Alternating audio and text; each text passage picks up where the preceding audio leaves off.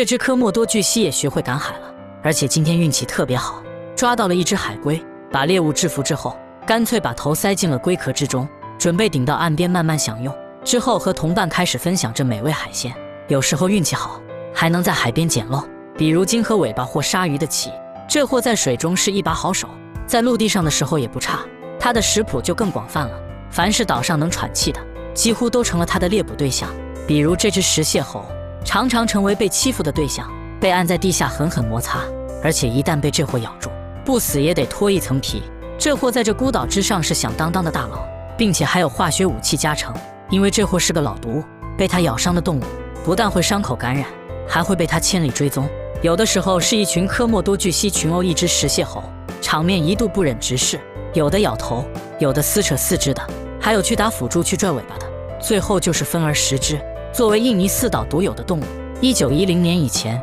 一度被当地人称为旱鳄，更有人认为它是活着的恐龙，所以给它又起名科莫多龙。其实它和恐龙没有半分钱关系。头顶东印度尼西亚顶级掠食者，现存世界上最大的蜥蜴的头衔，外加一身金丝软甲护身，增加了一层复古神秘感。视觉上更是给人一种史前怪兽的冲击力。山中无老虎，猴子称大王。在这4座孤岛之上，它就是老大，平均2到3米的体长，体重平均在130到200的体重。成年的科莫多龙全身黑褐色。从平均体型、体重、强壮程度等多方面因素考虑，科莫多巨蜥无疑还是这个星球上的蜥蜴之王。岛屿上的野猪、猴子、水牛都成为它们的食物，甚至有的时候还会同类相残。为了猎捕一些体型巨大的动物，他们会施展自己的生化武器毒蟹，尤其是在遇到水牛这样的大块头时，会先不讲武德的偷袭咬一口。常年不刷牙的这货，口腔中不光有细菌，牙齿中还有毒液，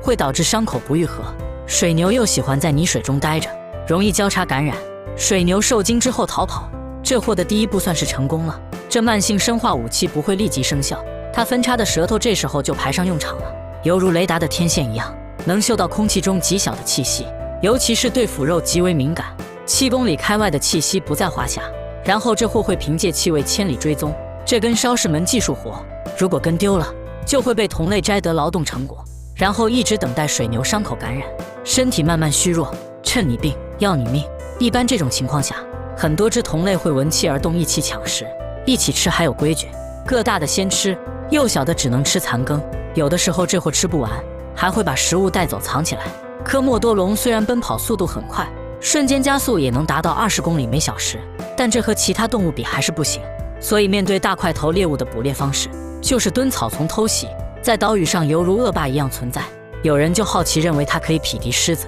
甚至可以和老虎掰掰手腕，这无疑是夸大的。因为科莫多龙灵活性显然不如猫科动物，而且它的头部和脖子比较薄弱，虽然有生化武器加成，但咬不住老虎狮子也是白扯。即使能咬住，这生化武器也不是立马起效果，所以在他们自己的1亩3分地实行的，出了这个圈并不是很厉害。每年的5到8月份，雄性科莫多巨龙会很暴躁，这个时候是它们繁殖季，为了找到心仪的对象，2只雄性会大出手，抱在一起蛮力对抗，打的是尘土飞扬，和鳄鱼的死亡翻滚类似。科莫多巨龙也有一种独特的攻击方式，那就是死亡摇头。同类之间也一样，而妹子在一边看着等待胜利者，直到一只把另一只按在地下才算结束。但有的时候，雌性还会孤雌生殖，也就是自产自销就能产下后代。这种奇特的现象很少见，明明有配偶，却选择单性繁殖，这是连科学家弄不明白。作为恐龙时代遗留下来的物种，虽然长得丑，